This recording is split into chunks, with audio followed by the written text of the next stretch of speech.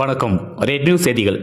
திருவண்ணாமலை கலைஞர் கருணாநிதி அரசு கலைக்கல்லூரியில் தமிழ்நாடு அரசு கலைக்கல்லூரி கௌரவ விரிவுரையாளர்கள் கூட்டமைப்பு சார்பாக கவன ஈர்ப்பு போராட்டம் 2வது நாளாக தொடர்ந்து நடைபெற்றது. அரசு கல்லூரி கௌரவ விரிவுரையாளர்கள் பணி நிரந்தரம் மற்றும் யூஜிசி பரிந்துரைத்த ஊதியம் 50,000 வழங்குவது தொடர்பான உயர்நீதிமன்ற தீர்ப்பை அமல்படுத்த கோரி கவன ஈர்ப்பு போராட்டம் நடைபெற்றது. போராட்டத்தில் மாநில ஒருங்கிணைப்பாளர்கள் தங்கராஜ் மற்றும் ராதிகா, மண்டல பொறுப்பாளர் கார்த்திக், கிளை பொறுப்பாளர்கள் சுரேஷ், கருணாநிதி, வாகேஷ், ஏழுமலை, விஜயராகவன், சிவக்குமார், முருகன், சுந்தரமூர்த்தி, கோகிலா, தேவி, புவனேஸ்வரி, கல்பனா, ஐயனார், சரவண முருகன், சவுந்தரபாண்டியன், ஜெகநாதன், சுதாலட்சுமி, விஜயலட்சுமி, இளவரசி, கவிதா, சித்திரா உள்ளிட்ட பலர் கலந்து கொண்டனர்.